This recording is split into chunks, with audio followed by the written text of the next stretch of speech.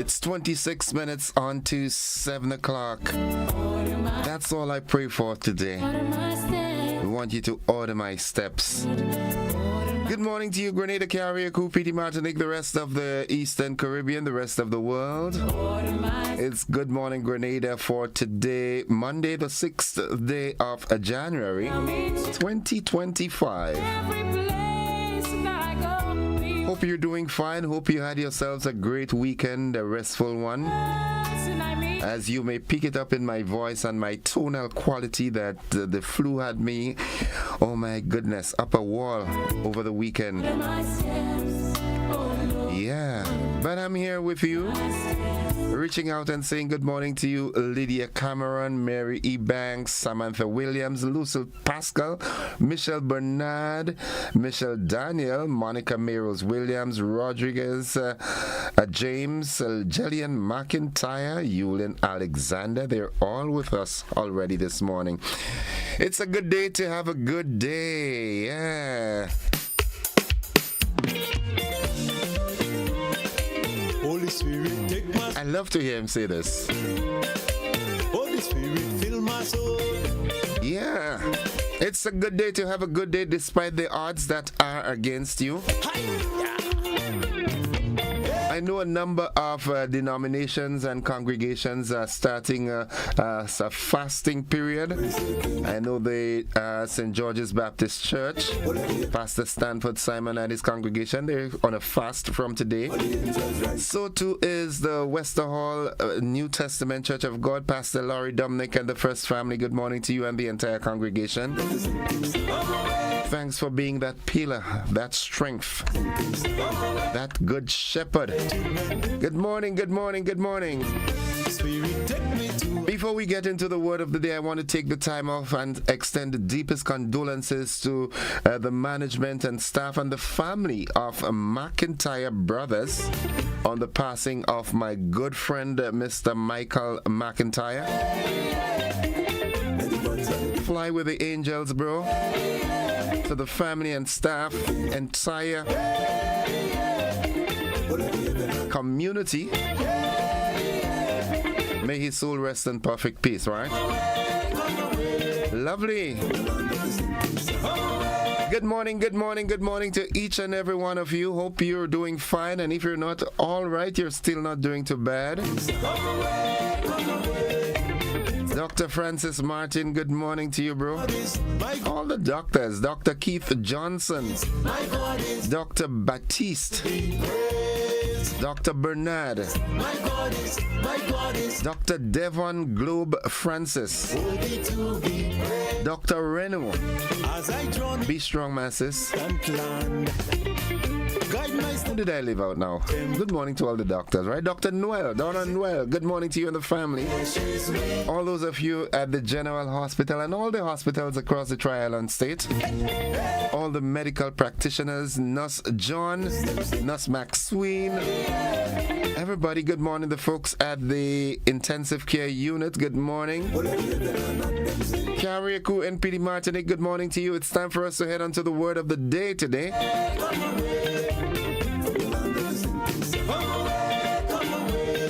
And the word of the day today, that word is brainiac.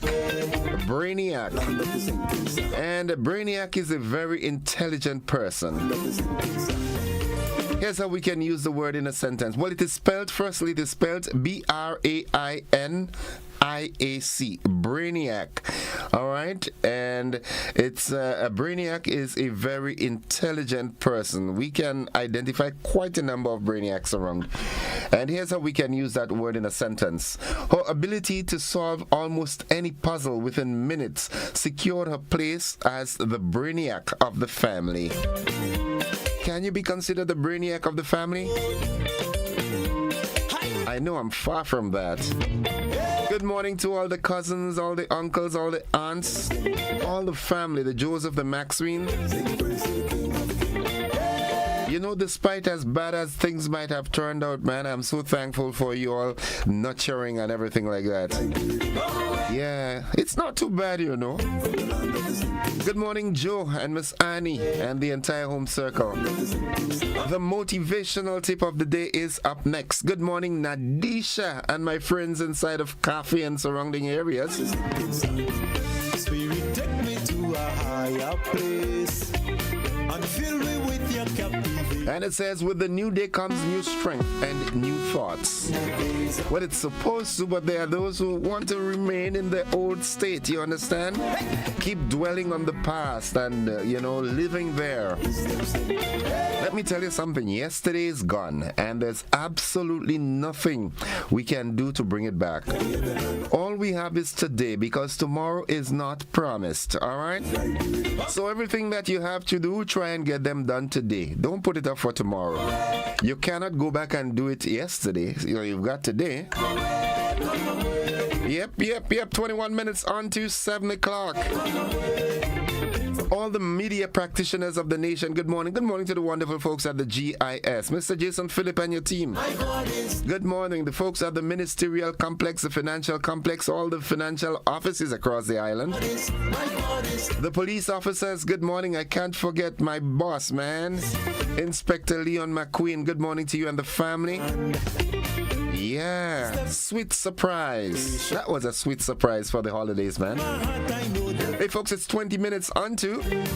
So let wisdom be reminded that school reopens today. So drivers, you are asked to be on your P's and Q's. All right, be driving with due care and attention. Pedestrians, ensure that you use the pedestrian crossings properly. Ensure the driver is, aware of the fact that you want to cross the road and don't just walk across because it's a pedestrian crossing. All right, lovely. I do hope that initiative by the government to reduce the congestion in the bus terminus and so forth will really ease the congestion. The Spice Bus, I think, is the name of the project. All right, the nutritional health tip comes up next. Follow these steps and you'll be fine. Drink lots of water. Constant, reliable, and safe source of clean drinking water is essential for survival and can help to promote a good quality of life and overall well-being. Having a stored emergency water supply is equally important in case of drought-like conditions or emergency situations. The human body is made up of 60% of water, and a constant supply needs to be consumed to ensure the body functions normally. It is important to store a large quantity of water that will meet your family's needs in the case of an emergency or disaster. 1 gallon of water should be stored per person per day for 3 days for drinking and sanitation. It is advised to store at least a 2-week supply of water if possible. More water should be stored for pregnant women, people who are sick, and pets. Wash the storage container with soap and rinse completely with water. Before storage, it is important to sanitize storage containers with 1 teaspoon of unscented liquid household chlorine bleach in 4 cups of water. In cases where you are using groundwater, it is important to distill the water before by boiling and filtering it. Rainwater can be boiled, filtered, and stored for household and other purposes. Boiling will kill the bacteria and other microorganisms. Remember to drink the recommended amount of water daily to help maintain hydration and a healthy body. Men should drink 13 cups and women 9 cups, while children ages 4 to 8 should drink 5 cups, and children 9 to 13 should drink 5 to 6 cups. Until next time, the Grenada Food and Nutrition Council reminds you to look, eat, and feel well. Rolls ring a bell? Yes, they keep the body working. Nice.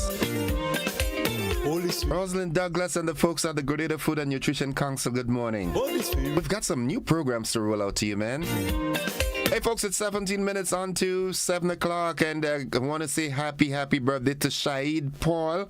You're celebrating your birthday today. You've got greetings coming from your mom, the entire home circle. They're praying for God's richest blessings upon you. Petlin, good morning to the folks inside of Munich and Mama Can and surrounding areas. Kitty Cat, good morning to you, and Ariel and Alwyn. Nice. Someone says here, hello, good morning, Innocent. The Republic Bank, Angel Harp Steel Orchestra would like to say thank you to all our loyal supporters who came out to our concert yesterday at the Trade Center. To all our sponsors, we say thank you. To players of both the junior and senior steel orchestras, thank you very much. We look forward to greater things as we journey on in 2025. I like this. I should have been there, but oh my goodness, the cold had me like a mongoose in a chicken coop, man. Hey, quickly, let me tell you what's buzzing this morning before we head into the AM edition of News, Sports, and the Weather. Well, Grenada's ambassador to Cuba emphasized on continuity and effective communication, putting aside political differences. In the region, social media ban could backfire, says Caribbean scientists. Internationally, heavy snow hits the U.S., bringing blizzard risk to Kansas and Missouri. And the Chinese nationals arrested with gold bars and $800,000 in cash in the Democratic Republic of Congo. In the sports, CWI, that's Cricket West Indies, confirms senior women's tour, the Bangladesh team touring the region. We've got the details of these and more right after this message.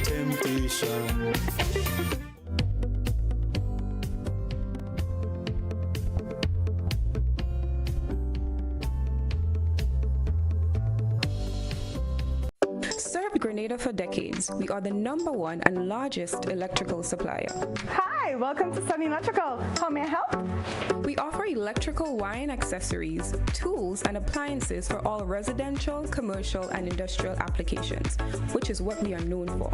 And we expanded our products with new innovative ways to modernize your home.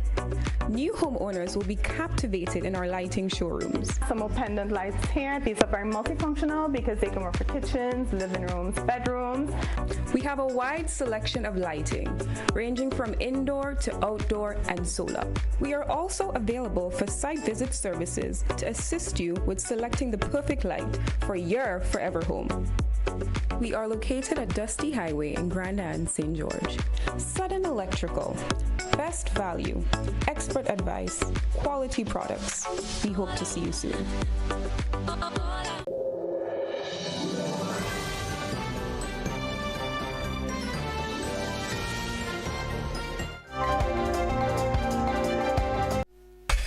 This is the GBN Morning News for today, Monday, January 6th, 2025. Coming up in the news, Grenada's ambassador to Cuba emphasized on continuity and effective communication, putting aside political differences. In the region, social media ban could backfire, say Caribbean scientists. Internationally, heavy snow hits U.S., bringing blizzard risk to Kansas and Missouri. And the Chinese nationals arrested with gold bars and $800,000 in cash in the Democratic Republic of Congo. In sports, Cricket West Indies confirms a senior Bangladesh team tour of the region. We've got the details to these and more after these messages.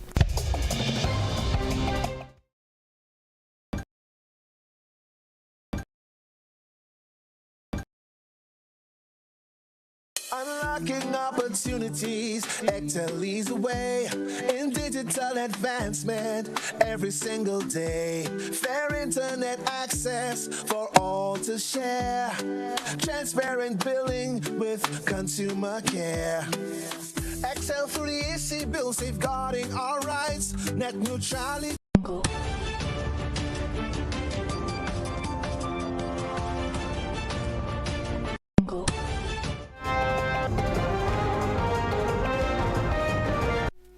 Good morning, I'm Gordon Josephine with the details. Grenada's ambassador to the Republic of Cuba, Glenn Noel, paid a home visit for the Christmas holidays since taking up office almost 2 years ago. In an interview with the Government Information Service, Ambassador Noel spoke to some of the strides Grenada has made since his appointment and highlighted opportunities that lie ahead for the island. Among them are areas of health, agriculture, among others. Has been just a little under 2 years, and I think we have made great stride as Grenada-Cuba relationship is concerned. The highlight of that has been the signing of several new agreements, bilateral agreements between Grenada and Cuba in the field of health, in the field of education, in the field of agriculture, also in tourism and culture. And so we look forward to implementing and executing those agreements that has the potential to bring benefits to both countries. As it relates to some of the things that has happened, we have the Cuba-Grenada Medical Assistance Program as part of our overall effort in terms of giving our people affordable health care. In 2024, we have seen an increase from 7 persons in 2023 to 16 persons who have received medical treatment successfully in Cuba. We have also seen us providing citizens with consultation. Ambassador Noel said it has been a challenge settling into his new position, however, emphasized the importance of building on continuity and effective communication. He credited former Ambassador Clarice Charles for her assistance in him getting settled in. I believe a lot in teamwork. I believe that as a leader you must inspire others, and it's not about management, but it's about building a team and leading and really working with others. And I've gotten tremendous support from the staff so far. They share the vision that I brought. I must also say too that I was in very close contact with the former ambassador, Clarice Charles, Ambassador Clarice Charles. And I received a brief from her before I went up, and we remain in communication. And it's always good to build on continuity.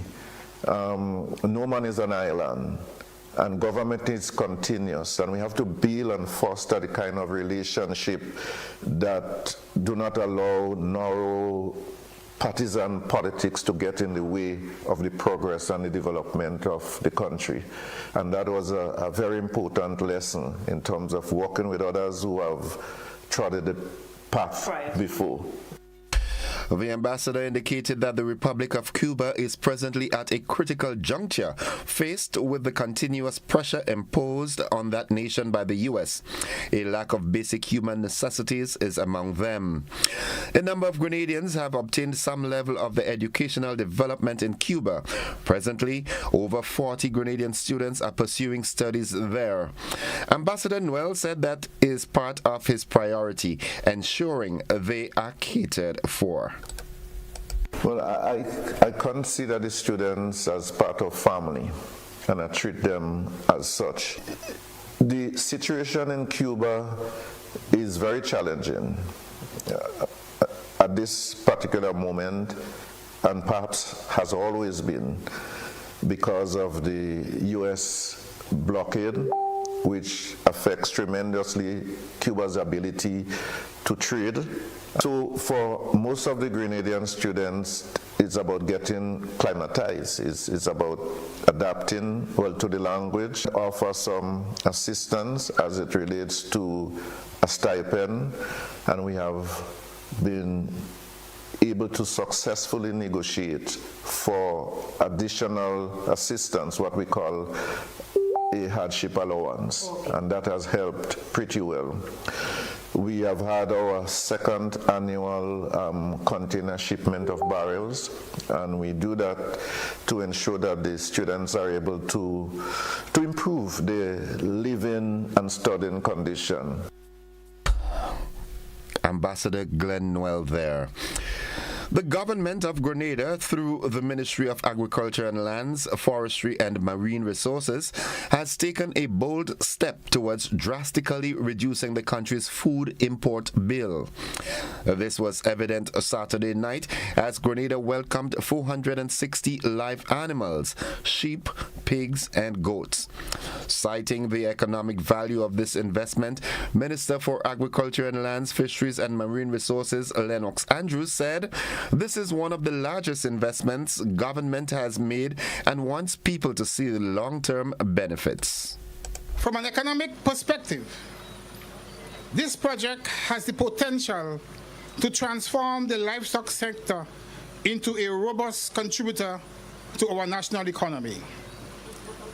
Enhanced breeding practices and increased productivity will reduce our dependence on costly imports of meat and dairy products, retain valuable foreign exchange, and create opportunities for value-added processing industries.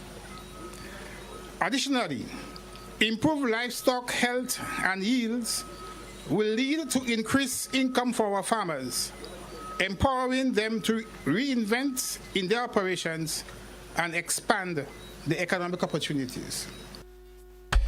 The shipment of these animals falls under Component 4 of the World Bank's Food Security Enhancement Project, with approximately $3 million expended in this project.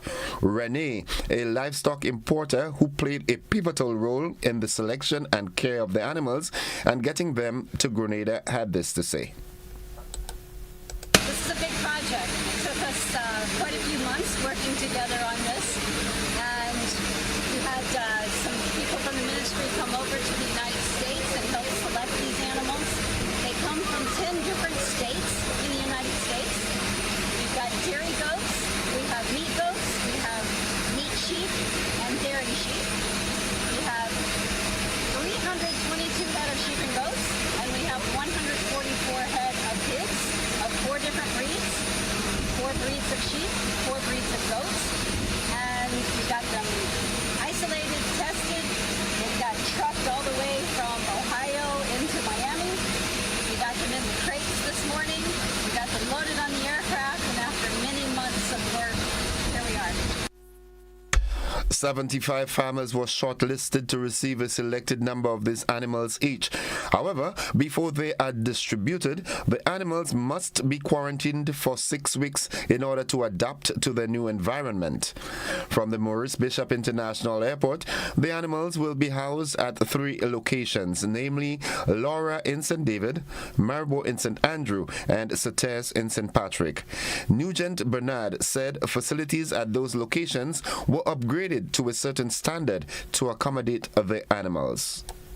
So all 3 sites, they were not 100% at how we would want them to accommodate for ease of management and for the health of the animals.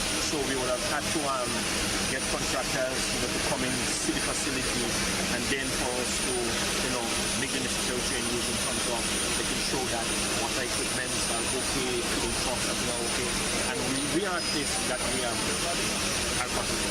We would like farmers to benefit directly from this program, but as it is now, the animal has to go into quarantine for 6 weeks, and after the animals are quarantined, then our main interest is breeding and multiplying these animals so that we will put farmers in a better position for receiving the animals. But again, this animal will come to the farmer based on a criteria that have already been set. Already we have 75 farmers shortlisted for going to benefit in the strength of this program, and then we move on from there.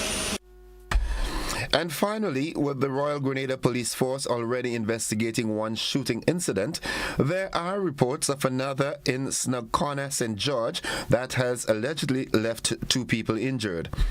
The second incident is believed to have occurred on Saturday, less than 24 hours to the first, which took place in the Grandance area on Friday morning. The victim from Friday's shooting is still hospitalized. According to reports, both incidences are not related. Police are yet to release any information in regards to an arrest in both instances. The GBN will endeavor to bring you further updates in this regard. And that ends the first segment of news. The local segments stay with us. The regional and international developments, along with the sports and the weather, they are straight ahead.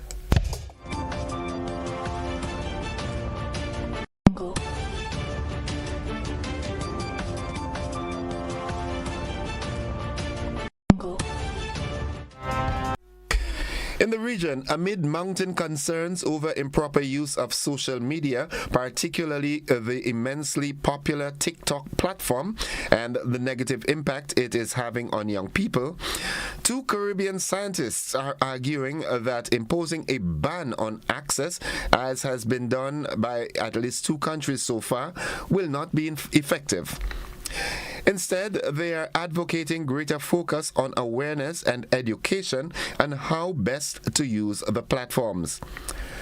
University of Technology in Jamaica psychology lecturer Dr. Kenisha Nelson and Dr. Rachel Ann Charles, lecturer in global media management and researcher at Birmingham City University in England, were responding to a query on the Australian government's decision to ban access to social media for children under 16 years old and Albania's ban on TikTok, both of which take effect this month. TikTok was among the many platforms targeted by a landmark law passed in Australia last November. Under the legislation, social media firms that fail to comply face fines of up to 50 million Australian dollars for systemic breaches. In response, TikTok said it was disappointed by the Australian law, claiming it could push young people to the darker corners of the internet. But Dr. Nelson, a Jamaican with a PhD in occupational health psychology, argued that the ban in both countries might be premature. She said that a lot of research conducted outside of Jamaica have yielded mixed results on the effects of social media on behavior. Dr. Charles agreed and argued that the Australian response was extreme compared to the British government's move last year to pass an Online Safety Act designed to address the regulation of online speech and protect users from potential harm, including abuse and harassment, fraudulent activities, and hate offenses. More than 75 Guatemalan soldiers arrived in Port-au-Prince over the weekend to help Haiti's overwhelmed police force curb gang violence, one day after the first contingent, bringing the number to move to more than 150, so reported the AFP journalist. The Latin American troops joined the Kenyan-led multinational force that began deploying last June. So far, there are 400 officers, most of them Kenyan, but also some from Jamaica, Belize, and El Salvador on site, out of an expected 2,500. The force is under-equipped as it attempts to stamp out Haiti's powerful, well-armed gangs who have been accused of murder, rape, and kidnappings for ransom. The United Nations estimates that the gangs control about 85% of the capital, Port-au-Prince, and gang violence has not abated in the crisis-racked Caribbean country since the multinational force arrived. Attacks by armed groups have been escalating in multiple areas of the capital for more than a month. 2 journalists and a policeman were killed at the December 24th reopening of a hospital in Port-au-Prince in a gang attack. Authorities in Haiti's transitional government have called on the UN to transform the Kenyan-led force into a fully fledged peacekeeping mission.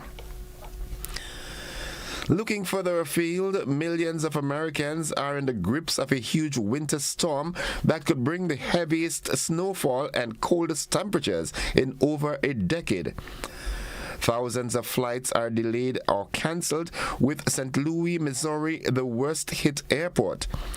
A polar vortex has brought frigid weather down from the Arctic, with extreme weather conditions accompanying it. Kansas and Missouri are under blizzard warnings, with whiteout conditions forecast. A state of emergency has been declared in the states of Kentucky, Virginia, Kansas, Arkansas, and Missouri. In the central U.S., there will be considerable disruptions to daily life and dangerous, if not impossible, driving conditions and widespread closures, according to the National Weather Service. 3 Chinese nationals have been arrested with 12 gold bars and $800,000 in cash in the Eastern Democratic Republic of Congo, officials say. The gold and money were hidden under the seats of the vehicle they were traveling in, according to the governor of South Kivu province. He said the operation to arrest the men had been kept secret after the recent release of another group of Chinese nationals accused of running an illegal gold mine in the area. Now, the Eastern Democratic Republic of Congo has abundant reserves of gold, diamonds, and the minerals used to make batteries for mobile phones and electric vehicles. This mineral wealth has been plundered by foreign groups since the colonial era and is one of the main reasons why the region has been plagued by instability for the last 30 years. And finally, the body of an Indian journalist who had reported on alleged corruption in the country has been found in a septic tank. Mukesh Chandraka, 32, went missing on New Year's Day, and his family registered a complaint with the police. His body was found on Friday in the compound of a road construction contractor in the Bijapur town area after officers tracked his mobile phone. 3 people have been arrested in connection with his death, reportedly including 2 of his relatives. A media watchdog has demanded a thorough investigation. Police said his body showed severe injuries consistent with a blunt force attack. Mr. Chandraka, a freelance journalist, had reported widely on alleged corruption in public construction projects. That's the regional and international news. The sporting highlights are straight ahead.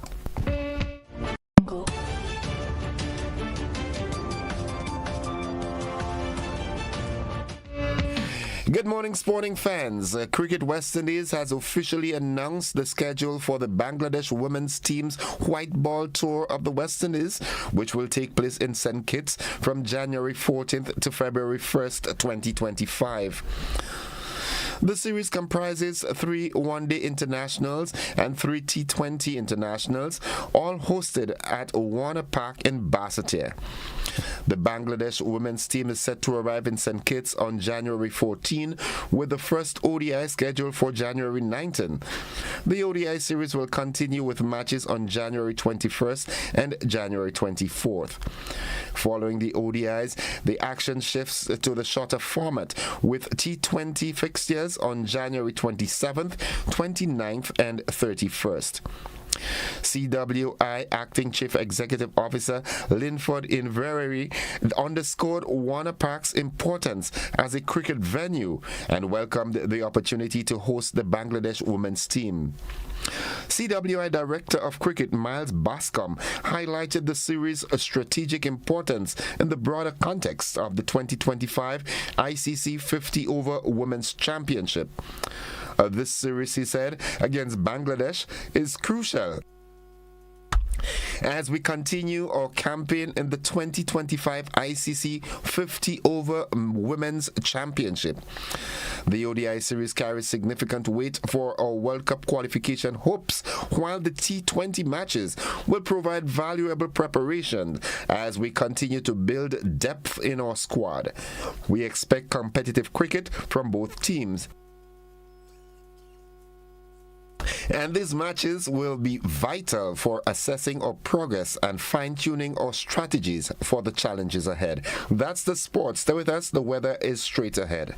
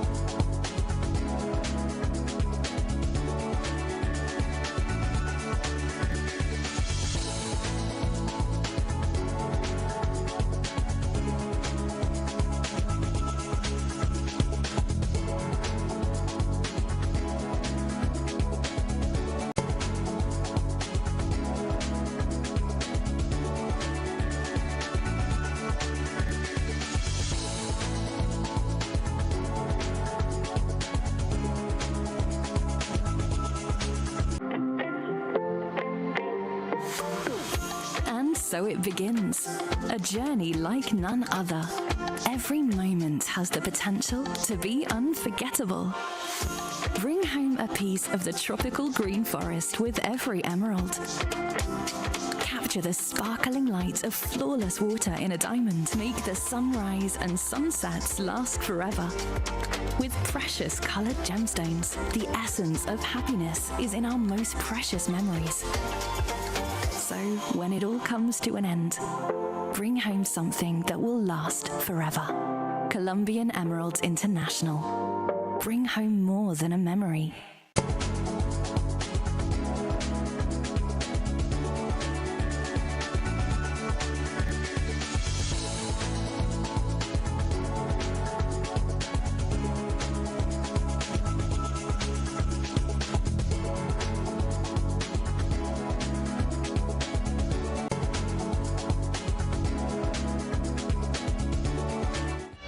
All right, folks, unfortunately, due to connectivity issues, we are unable to bring you the weather forecast at this time, but hopefully I will be able to receive it and share it with you at a later point in the morning. To end the news, and now a recap of the headlines. Grenada's ambassador to Cuba emphasized on continuity and effective communication, putting aside political differences. In the region, a social media ban on could backfire, say Caribbean scientists. Internationally, heavy snow hits U.S., bringing blizzard risk to Kansas and Missouri. And the Chinese nationals arrested with gold bars and $800,000 cash in the Democratic Republic of Congo. And in sports, Cricket West Indies confirms a senior Bangladesh women's team tour of the region. That has been the morning edition of news for today, Monday, January 6th, 2025. On behalf of the entire news department, I'm Gordon Joseph, thanking you for listening, wishing you a productive day, and extending the invitation to you to stick and stay with the network, because we are with you anywhere and everywhere.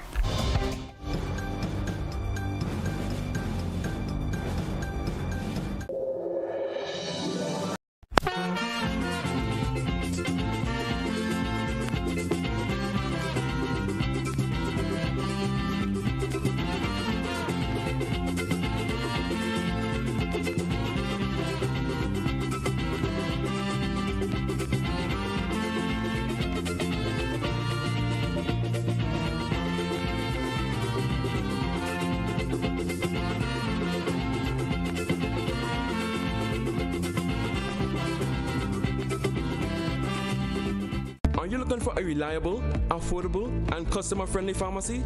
Look no further than Hills and Valley Pharmacy, the nation's leading healthcare products and services provider. We are committed to serving you at convenient locations. Find an extensive and affordable selection of prescription and over-the-counter drugs and medical supplies at Church Street, Hillsborough, Carriacou, Jubilee Street, Grenville, St. Andrew, near the bus terminal, and Halifax and Grenville Street, St. George. Our committed team is always available to offer valuable assistance for managing your health and wellness. Discover the additional benefits of our wholesale distribution on Halifax Street and our Medcare Center on Grenville Street, where we provide in-house physiotherapy, massage therapy, doctor consultations, and eye care services. Our commitment is to satisfy all your healthcare needs, including competitive prices, loyalty rewards, and special discounts for seniors. Contact us at 435-6904 and WhatsApp 535-4734. Choose Hills and Valley Pharmacy. Remember, your health is our business. Unlocking opportunities, Excel leads the way in digital advancement every single day. Fair internet access for all to share. Transparent billing with consumer care. Excel 3EC bill safeguarding our rights. Net neutrality, consumer protection shining bright. Mobile number portability available to you. Switch providers seamlessly. Keep the number true. Excel 3EC bill promoting fair play in the digital world. Every single day, affordable services are important for all. Through the EC bill, there'll be progress overall. Ectel and the NTRCs connecting our communities. Ectel and the NTRCs, digitally transforming our space together. Served Grenada for decades, we are the #1 and largest electrical supplier. Hi, welcome to Sunny Electrical. How may I help? We offer electrical wire and accessories, tools, and appliances for all residential, commercial, and industrial applications, which is what we are known for. And we expanded our products with new innovative ways to modernize your home. New homeowners will be captivated in our lighting showrooms. Some more pendant lights here. These are very multifunctional because they can work for kitchens, living rooms, bedrooms. We have a wide selection of lighting, ranging from indoor to outdoor and solar. We are also available for site visit services to assist you with selecting the perfect light for your forever home. We are located at Dusty Highway in Grenada, St. George. Sudden Electrical. Best value, expert advice, quality products. We hope to see you soon. For 30 years, we've been driven by a commitment to our customers and to continuously improving our standards of quality. Through every success and challenge, your support remains unwavering. That loyalty has inspired us to listen, learn, and return with a renewed commitment. We've taken important steps to ensure that your health and safety remain top priority. And each bottle is a reflection of our promise to deliver the highest standards of quality. As we move forward, we want to thank you for always standing by us. We are honored and extremely grateful to be back. Thanks, Steve. Thank you. Thank you. Thank you. Thank you. Thank you. Thank you. And cheers to 30 more years.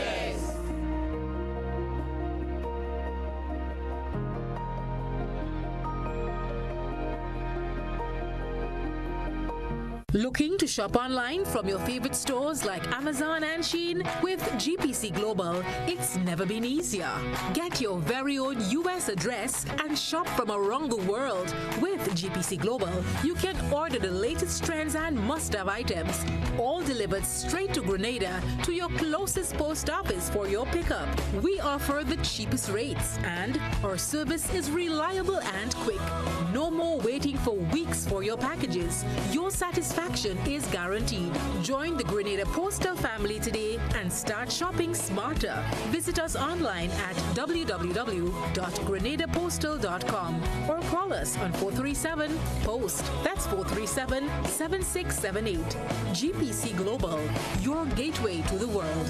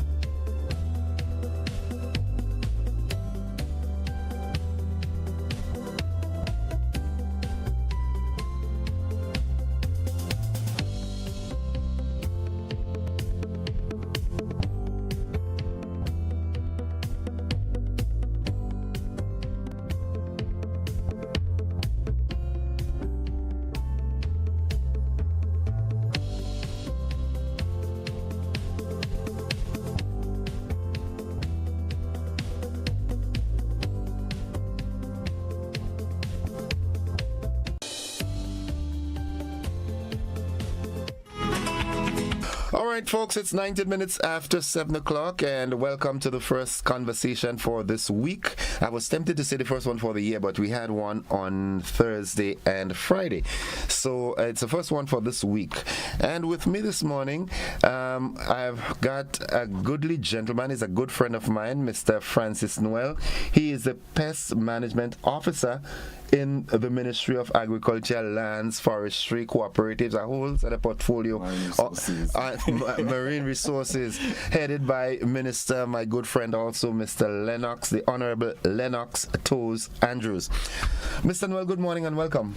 My pleasant good morning to you, Innocent. Nice to be in your presence. Yeah, well, it's always first time you're coming on the set with me, but we always, we always knock a glass now and then when we get the chance. Definitely. And so forth. And how was the holidays? The holidays was pretty quiet, Yeah. As the other folks, pretty quiet, not too much to do, just relax. Right. Yeah, well, a whole lot of things are happening in the ministry. I'm happy that I read it in the news this morning that the shipment of livestock came in, a goat, sheep, and pigs. Yep. Yeah, and that's a really bold step, and I really do hope that Grenadians embrace that governmental initiative as the government tries to reduce on our import bill of meat. Definitely. I always believe that we can produce enough meat here for us, but a whole lot of other things have to happen, but that's not what we come here to talk about this morning, because one of the things that I'm into pigs and chickens, and I could see it from pig and poultry farmers that the cost of feed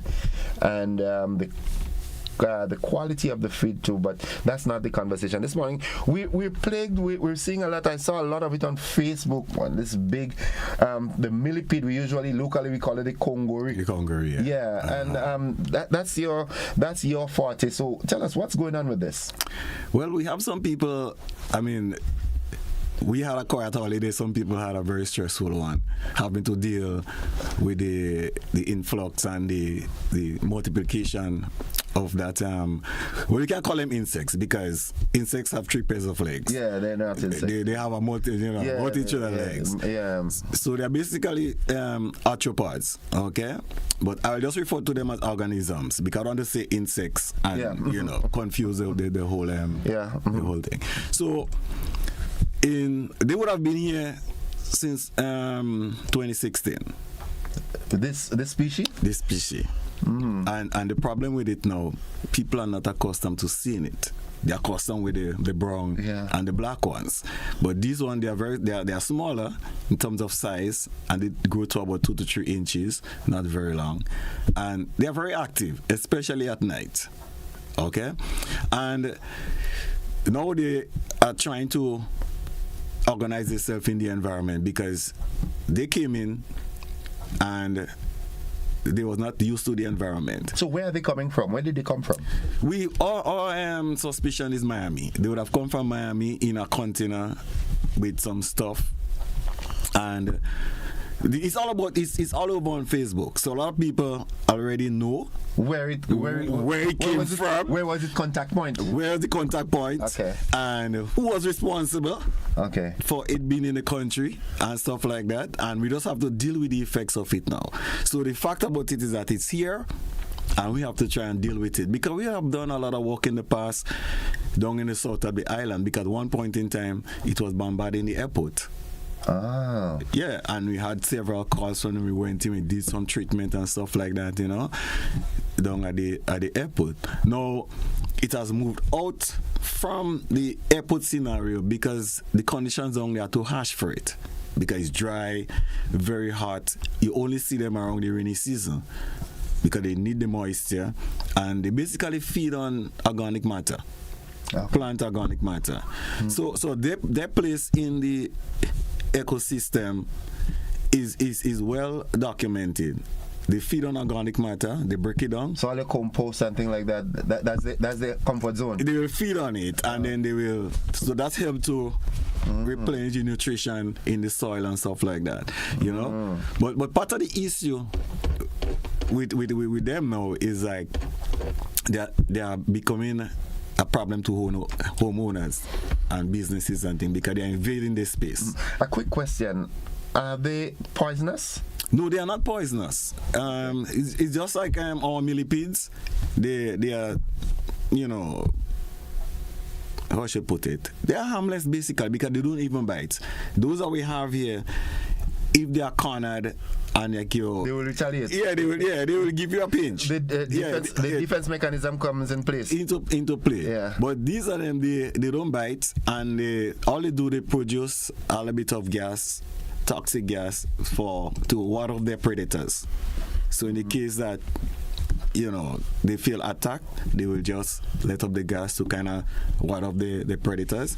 And most of the time, they will roll up to protect the where their legs at the bottom, because it's very tender. It doesn't have the exoskeletons at the bottom. Right. So they tend to fold up to protect the under their belly. Papa God was really is the chief scientist, you know, to make all these creatures so unique, you know, each one unique by itself.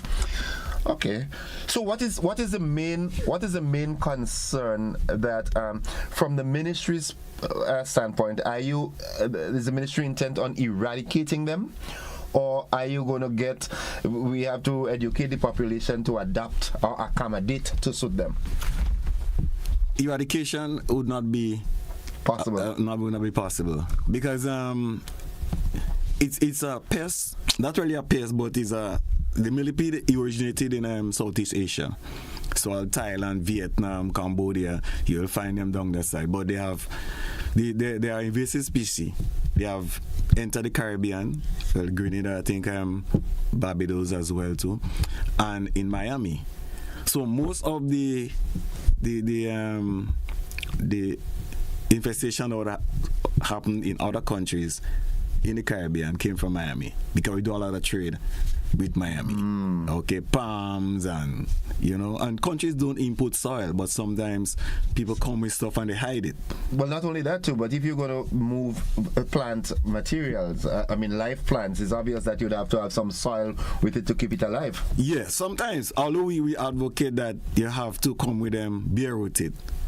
So you could use some peat moss, you know, right. Sterilize them medium, but we don't accept soil. And this is one of the mistakes that we would have. Well, it's not a mistake because we did advise against accepting the particular items as they were, because it was not only the millipede that was present in that shipment. You had frogs, we had lizards, we had ants, we had a whole set of different stuff that was in a particular container. But aren't there legislations to prohibit this sort of, quarantine? Aren't there quarantine mechanisms in place? Yeah, there is. So it means that the quarantine mechanisms were violated? Yeah, they were violated. Was anybody charged? Well, the policymakers wouldn't charge themselves. Yeah, that's a problem there. Yeah, so we can only go by what the law says and what we are advised to do, because we have employers as well too. You know, we don't work for ourselves. I remembered in a conversation a couple months ago with my good friend Adrian Thomas, when, you know, we were talking, and he said even when he was a quarantine officer, certain things were allowed to come in which was a violation of the quarantine principles. So it means that the people that make the law break them too. Yeah, definitely. And you know, we as technical officers in the ministry, our role is to advise and to ensure that we are able to function effectively and efficiently, and to protect and to do what we are supposed to do. And if we are not allowed to do that, then we're gonna have problems like what is happening now. You know? So our job right now is not to beat up on how it come in, or who allow it to come in. Can't cry over spilled milk. We cry over spilled milk. So what we're trying to do, we're trying to give our householders some tips and businesses that they can use to help to alleviate the problem. So there are some common sense approaches that can be taken. Like if you have your home, to prevent the home invasion, you have to ensure that they're not able to come inside. So you use barricade. So you under your door. Like a lady says, she have to go and buy some expensive. No, I say if you live in the country around the time of my grandmother, and even though you just take some pieces of clothes and just put in front of your door. Well, this practice is, I know of a particular house that employs this practice right now. Yeah, because even besides even up in the country, urban areas, you have like the tadpoles. They always want to come inside. Yeah. You know, so you have to try and keep them out and stuff like that. You know, so that's one of the ways is like you make sure you protect your home so they can't gain entries, because one of the fear is that if you have children and they get in the air, the nostrils, and then they could pick them up by accident, and eat and put them in the mouth and stuff like that. So you have to try to avoid them from coming inside the house. The other things that you can do, like you could form a barrier around which is a little more difficult. You can use diatomaceous earth, and earth like is a kind of powder form, but it has crystals in it because it is made from like the single cell aquatic organisms, that you find in the coral. So I think they grind it up and they make this this powder that you can use. It is not toxic, but there are two kinds. There's one that they use in the swimming pool. This one is the toxic one. They use to purify the water in swimming pools and stuff like that. So you have to. So I'm not too sure if this person in Grenada, I know what at one time they used to be sold at the chemical shops. I'm not too sure if it is available. I'll have to verify that with them. But you can use that. So when they crawl over it, what it does, it's gonna bruise the belly, which is not, it doesn't have any exoskeleton on it, and that will die. Yeah, and they're easy to die anyway. What about the use of seven powder? We don't advocate using 7 around the home because 7. People think that 7 is a very safe insecticide to use, but it's not, because it's very persistent and it's an organochloride. And most of our organochlorides, we have discontinued the use of them because they are persistent in the environment. And most of our pests and insects and stuff like that have become tolerant or resistant to it because it's been around for so long. And what they do, they make them in different concentrations. So it depends on if you're accustomed using a high concentration, you gravitate to a lower one, then you would not be able to control them. Okay. So are there, I mean, like everything else, there's good and bad. Are there any environmental advantages to this millipede? Well, as I said before, it's not a plant pest as far as we know.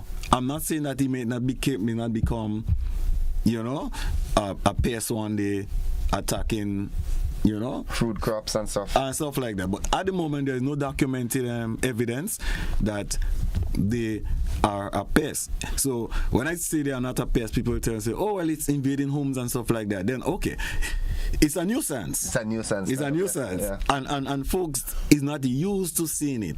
So when they see this thing, it's like, where this thing come from? This little, rusty color, red, millipede just walking around, and it's all over the place. It's just plaster in the walls, So it's not really a pest to us. So we don't have any chemical available that you could say, okay, use this and you're going to get control. Because I know down in the south, some guys have been spraying for persons, and the persons who are getting sprayed, they're not seeing any difference or any improvement, because moreover they comes out more at night. And you're spraying the day. By the time they come out, the efficacy gone. And most of the chemicals that we use are contact.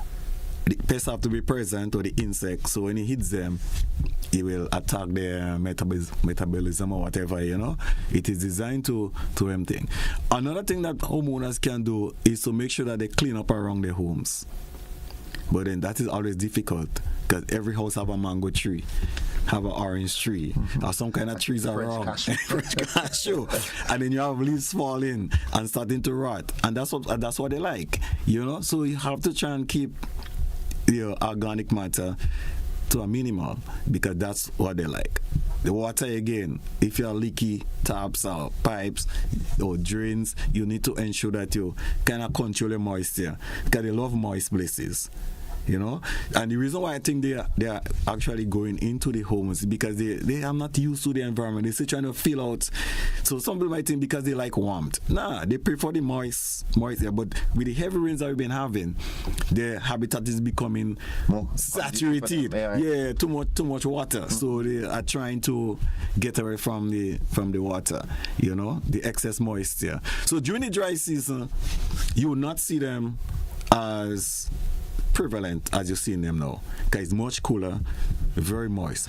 So is it safe for me to think that with the expected severe dry season we're gonna have this year, it might just get rid of them? You wouldn't get rid of them. You wouldn't see them. They will hide because of the heat and the dryness. Any little areas. So that's make it a little easier now for householders. So you have your flower pot here, your other stuff. You could set traps for them. Because you know they like the cool area, so you put things on the ground, and they're gonna come and try to hide, and you can just kill them. So that is an advantage. Okay. Now this is a very touchy area, and I know people are trying to get clarification. Let's take this call. Caller, good morning. Welcome. Hi, good morning, Mr. Joseph. Greetings. Welcome.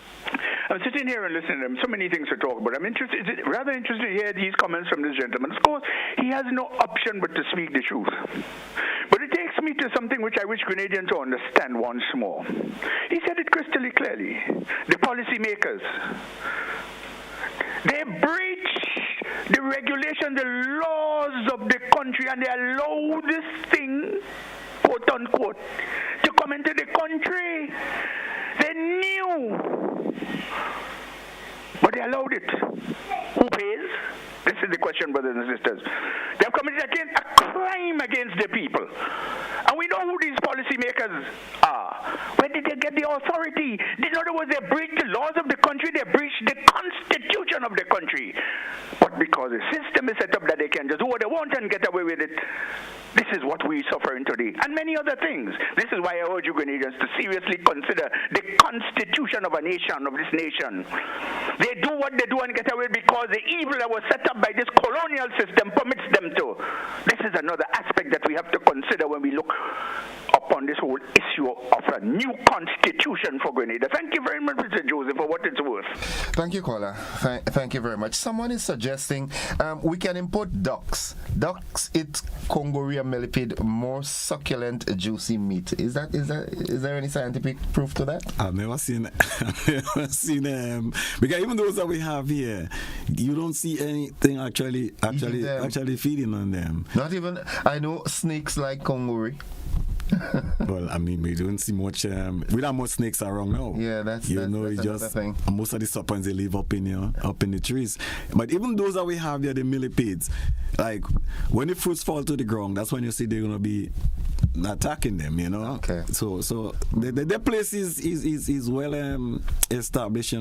Because even the red millipede, like I was reading documentary and they were saying that they was able to map in 2015. They was able to map out their genome right down to a certain level, and this is the first time that has been done for any arthropod. So now scientists are thinking about using that information to see how they could synthesize the exoskeleton in the lab. So they might be trying to put that into some kind of to strengthen some. I don't trust these guys. Is this kind of experimentation that gives us all the things that come out in the Asian places down there? You understand? Leave Papa God, let him do his work. You understand? I'm trying to be a ground god. So it's like they do place some emphasis and recognize how important these millipedes are, in the environment. Well, I mean, it's a noted fact that good and bad in everything. So, in as much as it might be a nuisance to us at the moment, it's not yet a pest as you intimated, but it's a nuisance. But I'm certain that as time progresses, maybe years, we'll say, so that's one of the benefits of it. maybe it might come and feed on one of the pests that we have that harms our tomatoes and this kind of, who knows? You just never know. Yeah. You just never know. But I think one thing that we have to be cognizant of as the population, they are hitchhiking pests. And what we have noticed, based on our observation, is that he has moved out of the south of there. When I say move out, it is not as prevalent and creating a problem even to the airport. You go to the airport and you hardly might just see one or two, before it used to be like, dozens and stuff like that. And what we think is that other hitchhiking would have taken place. So you have vehicles and folks walking down in the south. So when you park your vehicle, they climb onto your vehicle and then you move out without even checking your vehicle. You go and you park up at home. Yeah, so they hitch a ride. Yeah, they hitch a ride. Yeah, they hitch a ride. And that's what have happened, because I visited the Belmont area, right by the pipe stand there. Belmont, St. George or St. George. All right, okay. Right, Grenada 6th. Yeah. Mm-hmm. And right by the pipe stand, I went in one of the homes there, and if you see the amount on the ground, man, it was like, the whole ground was just covered, with them and stuff like that. And I'm thinking that they are trying to move inland where it's much cooler, and so they are invasive species, and invasive does not come with the natural enemies, because every thing in the bottom of the food chain has something that feeds on it, although their life cycle is very short, 2 to 3, I think about 3 to 4 months, and they're kind of vulnerable to the environment. But what they actually do is that they multiply. They lay a lot of eggs. Okay. So that's how they maintain their survival by and they once the eggs hatch, they don't go through the complete metamorphosis. Those that comes out, the juveniles, they will just molt until it gets into the adult stage. Wow. Yeah. Wow. So you could get a population in very little time. So we need to be vigilant, because even hope is present in hope as well too, because it's only recently I understand that the university have some horses in Hope. But SU, and they was bringing up feed from down in the south to feed them. So they came up in the grass. They took a ride. Yeah, they took a ride. So now one of the householders around there was calling me and telling me, see this thing, and you are trying to figure out what this thing is, because all over his wall and stuff like that, Because when we went there in the earliest, I think it was 2018, we saw a few of them on the ground. We killed them out and we make a phone call and say, well, you can't be taking the grass down there because you can actually bring them. And I guess we are just ignored because, you have animals to feed, They can't leave them where they starve. And that's the problem. That's the problem, as the caller stated, you have mechanism in place, but you're still not obeying the advice and so forth that you yourself create. And that's okay. So in the final analysis, it's not something to be worried about, is it?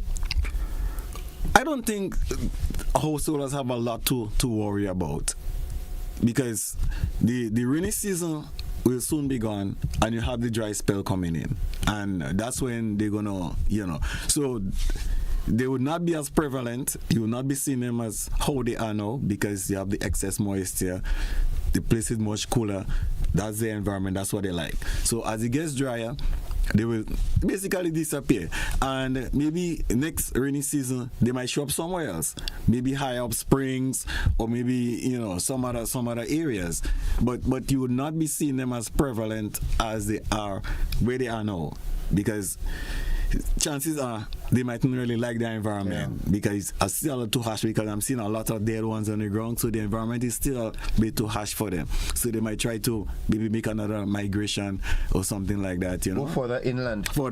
But strange enough, because I'm doing farming up at Mount Agnes in St. David. That's in the back of Pomerose, right under where Nawasa has the dam up there. And I haven't seen any up there. No, you won't see them unless somebody carries them. Yeah, like they take a ride to get up there, because they don't have wings, they can't fly. Right. So now, sir, When all you're coming up there, leave them in town, please. Don't bring them up. When they're on the team, leave them down here. Don't bring them up. Make sure they inspect the vehicles. Yeah, check your check the vehicles. And the simple things like that could assist in managing or controlling them. You know, if we know where they are, we can identify where they are. So we take all the necessary precautionary measures to ensure that we don't transport. We don't give them any free ride. Yeah. Once you don't transport them and stuff like that, because they can't really walk that far anyway. Yeah. You know, so they will just be out like around, you know, trying to climb your walls, trying to get into the homes and stuff, and even to homeowners who has like a vacuum cleaner. You could just vacuum them because they are small. Yeah. You know, so like if they are plaster your wall, you just vacuum them up and you just put them in a bag and just leave them or whatever. Yeah, let it kill and just toss them in the garbage. All right. Well, Mr. Noel, I'm happy that you dropped by and tried to, demystify this thing in the minds of the population. And as time progresses, I know we'll have more visits to see the progress in controlling or curtailing their movements and so forth. I expect through GIS and other media from the ministries that we can get some more information to continue disseminating to the people. Yeah, well, definitely. And as I say again, we just want to allay the fears that it's not something that is toxic that could really harm you, except like, it goes into you, maybe accidentally gets into your air or your nostril, stuff like that, because that's the fear of a lot of homeowners. And if you get to ingest it. Yeah, and they don't accustomed seeing them because it's something that is new in our environment. I've never seen one. It's except on Facebook. On Facebook, yeah. We have seen a lot of them, especially down in the south. So we kind of getting used to. But folks been hearing about it and they have not actually had the experience. So now it's like in the area and in their homes, they are becoming very concerned and justifiably so. Yeah.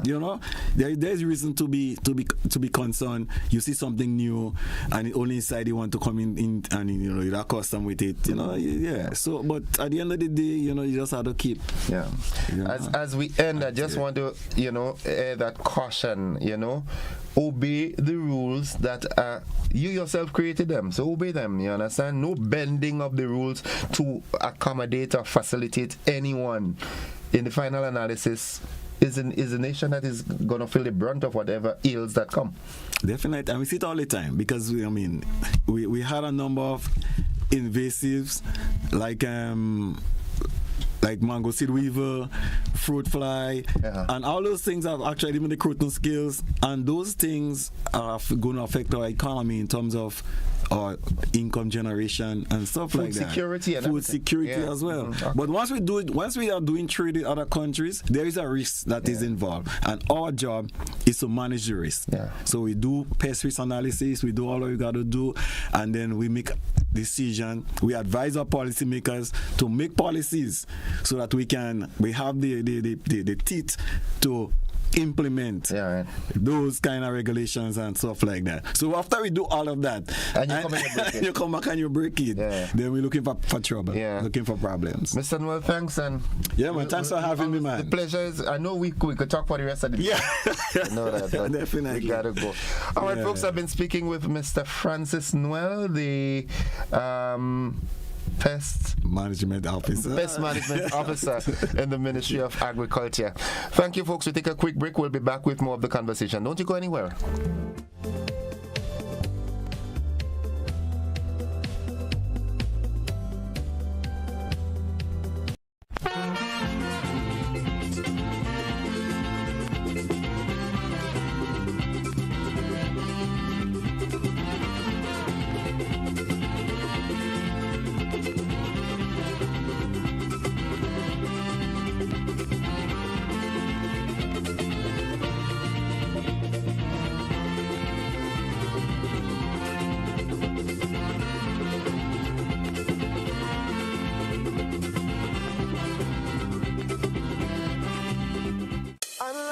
Opportunities, Excel leads the way in digital advancement every single day. Fair internet access for all to share. Transparent billing with consumer care. Excel Excel through the EC bill, safeguarding our rights. Net neutrality, consumer protection shining bright. Mobile number portability available to you. Switch providers seamlessly. Keep the number true. Excel through the EC bill, promoting fair play in the digital world. Every single day, affordable services are important for all. Through the EC bill, there'll be progress overall. Excel and the NTRCs connecting our communities. Excel and the NTRCs, digitally transforming our space together.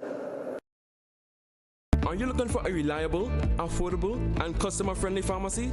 Look no further than Hills and Valley Pharmacy, the nation's leading healthcare products and services provider. We are committed to serving you at convenient locations. Find an extensive and affordable selection of prescription and over-the-counter drugs and medical supplies at Church Street, Hillsborough, Carriacou, Jubilee Street, Grenville, St. Andrew, near the bus terminal, and Halifax and Grenville Street, St. George. Our committed team is always available to offer valuable assistance for managing your health and wellness. Discover the additional benefits of our wholesale distribution on Halifax Street and our Medcare Center on Grenville Street, where we provide in-house physiotherapy, massage therapy, doctor consultations, and eye care services. Our commitment is to satisfy all your healthcare needs, including competitive prices, loyalty rewards, and special discounts for seniors. Contact us at 435-6904 and WhatsApp 535-4734. Choose Hills and Valley Pharmacy. Remember, your health is our business. Looking to shop online from your favorite stores like Amazon and Shein? With GPC Global, it's never been easier. Get your very own US address and shop from around the world. With GPC Global, you can order the latest trends and must-have items, all delivered straight to Grenada to your closest post office for your pickup. We offer the cheapest rates, and our service is reliable and quick. No more waiting for weeks for your packages. Your satisfaction is guaranteed. Join the Grenada Postal family today and start shopping smarter. Visit us online at www.grenadapostal.com or call us on 437-POST. That's 437-7678. GPC Global, your gateway to the world. For 30 years, we've been driven by a commitment to our customers and to continuously improving our standards of quality. Through every success and challenge, your support remains unwavering. That loyalty has inspired us to listen, learn, and return with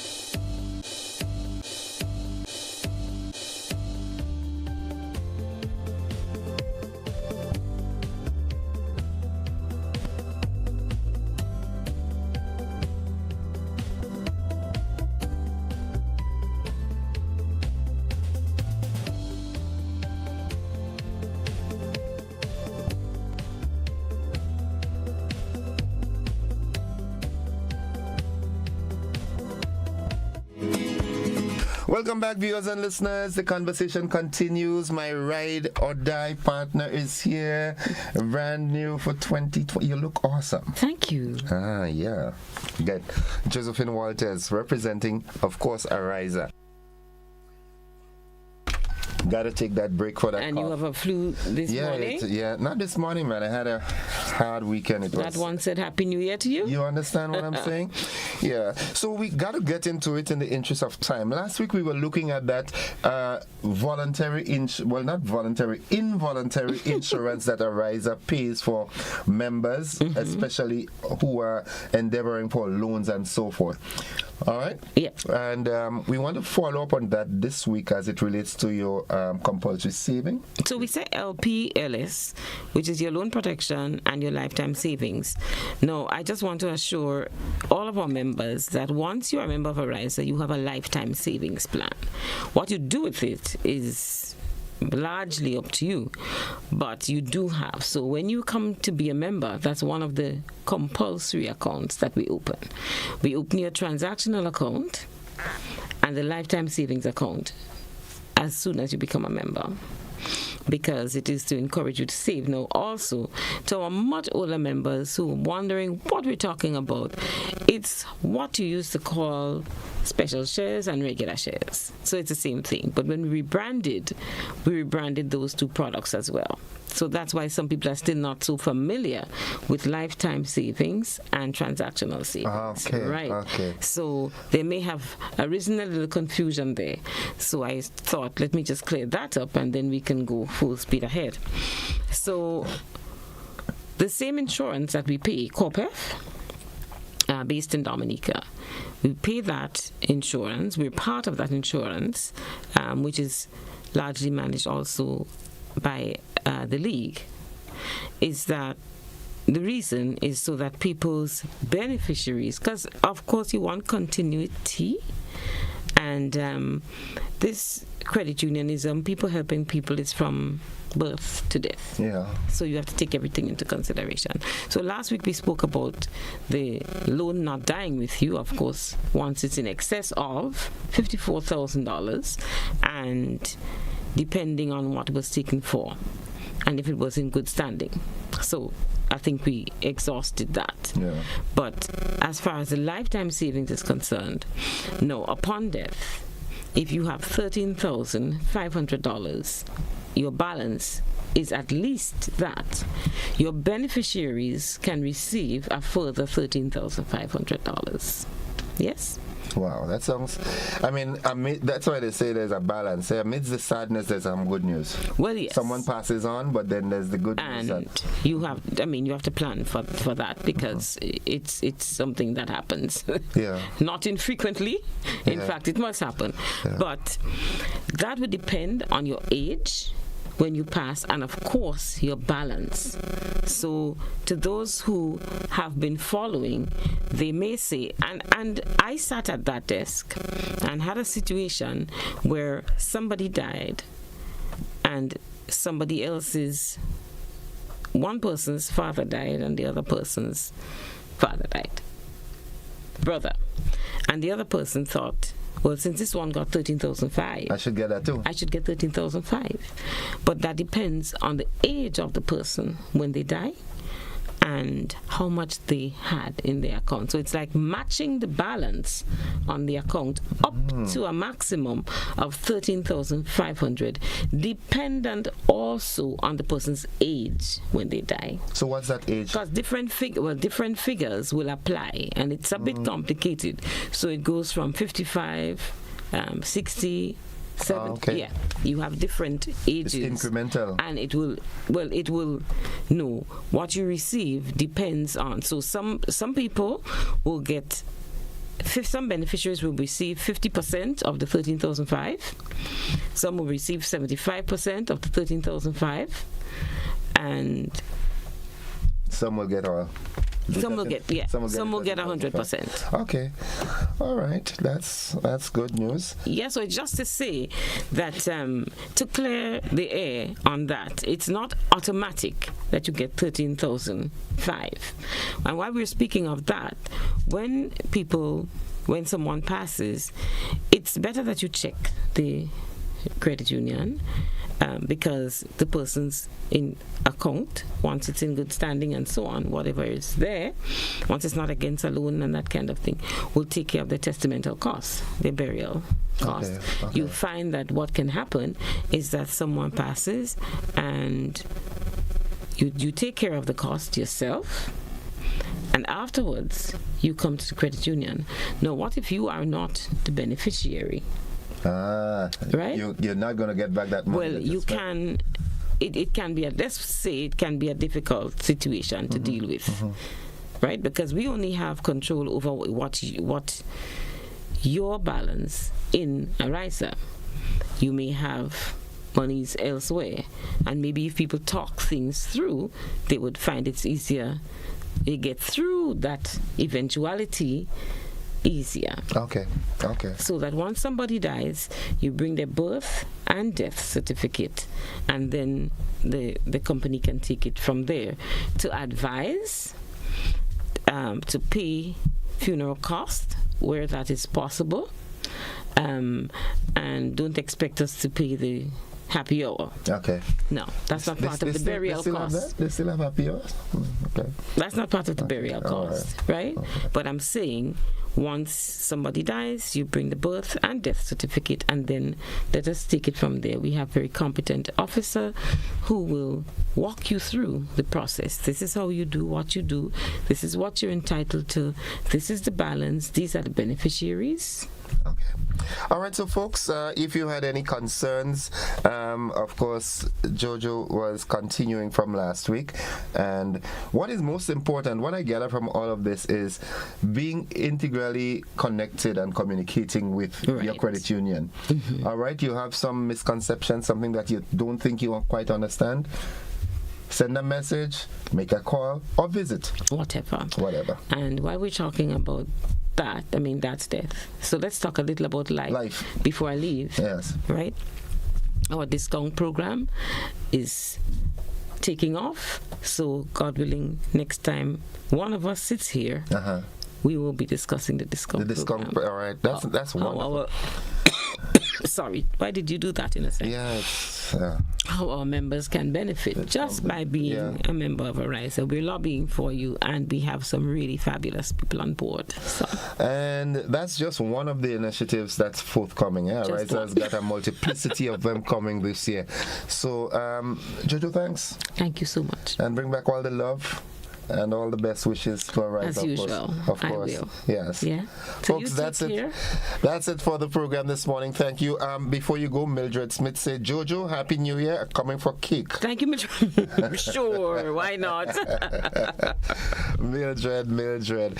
All right, folks, we've got a break here because we've got the BBC to join momentarily. I love you. Bye-bye.